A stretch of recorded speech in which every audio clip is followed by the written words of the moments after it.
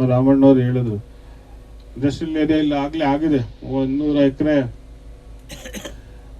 ಅದಾಗಿದೆ ಯಾವ ಸಂದರ್ಭದಲ್ಲಿ 18ರಿಂದ 23ರಲ್ಲಿ ಅವಾಗಿದ್ದಂಥ ಶಾಸಕರು ಅದನ್ನ 300 ಎಕರೆ ಅಕ್ವೈರ್ ಮಾಡಿ 380 ಎಕರ್ಸ್ನ ಅಕ್ವೈರ್ ಮಾಡಿ ಗೆಜೆಟ್ ನೋಟಿಫಿಕೇಶನ್ ಮಾಡಿಬಿಟ್ಟಿದಾರಪ್ಪ.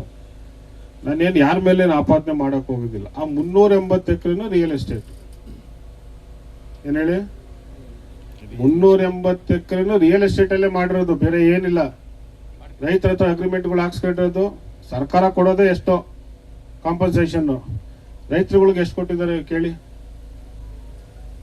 380 ಎಕರೆ ರೈತರುಗಳು ಯಾರ್ಯಾರು ಈಗ ಅಕ್ವೈರ್ ಆಗಿದೆಯಲ್ಲ ಅವ್ರಿಗೆ ಎಷ್ಟು ಕೊಡ್ತಾ ಇದ್ದಾರೆ, ಸರ್ಕಾರದಿಂದ ಅನುದಾನ ಎಷ್ಟು ಬರ್ತಿದೆ ಅನ್ನೋದನ್ನ ಮಾಹಿತಿ ತಗೊಬೇಕು. ನಾನೀಗ ಅದಕ್ಕೆ ಸಂಬಂಧಪಟ್ಟ KDB ಅಧಿಕಾರಿಗಳು ಮಾತಾಡಿದ್ದೀನಿ. ಎಲ್ಲೇ ಜಾಗ ಅಕ್ವೈರ್ ಆಗಿದೆ ಅಷ್ಟು ಪಾಣಿದಾರನ ರೈತರುಗಳನ್ನ ಅದೇ KDB ಅವರು ಬಂದು ಏನು ಅಲ್ಲಿ ಸಮಸ್ಯೆಗಳಿದೆ ಆ ಸಮಸ್ಯೆಗಳನ್ನ ಇತ್ಯರ್ಥ ಆದ್ಮೇಲೆ ಅದು ನೆಕ್ಸ್ಟ್ ಇಂಡಸ್ಟ್ರಿಯಲ್ ಏರಿಯಾಗೆ ಪ್ರಪೋಸಲ್ ಬರೋದು. ಯಾಕಂದ್ರೆ ರೈತರುಗಳು ಎದೊಳ್ತಾರೆ, ಅದು ನಾನು ಹೇಳಿದ್ನಲ್ಲ ರಿಯಲ್ ಎಸ್ಟೇಟ್ ಆಗಿದೆ ಅದು. ಸೊ ಅದರಿಂದ ಅಂಥವ್ರನ್ನ ನಾವು ಗೆಲ್ಲಿಸ್ಕೊಂಡಿದ್ವಪ್ಪ. ಸೊ ಅವೆಲ್ಲ ಮುಂದಿನ ದಿನದಲ್ಲಿ ಆಗ್ಬಾರ್ದು. ಯಾಕಂದ್ರೆ ರೈತ ಪಾಪ ಏನೋ ಒಂದು ಇಲ್ಲಿ ಇಂಡಸ್ಟ್ರಿಯಲ್ ಏರಿಯಾ ಬರುತ್ತೆ ಅಂತೇಳಿ ಜಾಗ ಅಕ್ವೈರ್ ಆಗಿದೆ, ಅದನ್ನು ನೀವು ವ್ಯವಹಾರಿಕವಾಗಿ ನೋಡ್ಕೊಂಡ್ರೆ ಮತ್ತೇನು ತಾಲೂಕು ಕೊಡುಗೆ ಏನು?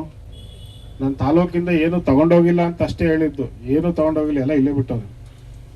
ಮುಂದಕ್ಕೆ ಬರುತ್ತಲಿ ಅಂತೇಳಿ ಎಲ್ಲ ಇಲ್ಲೇ ಬಿಟ್ಟಿರೋವಂಥದ್ದು. ಸೊ ಅದರಿಂದ ಅದಾದ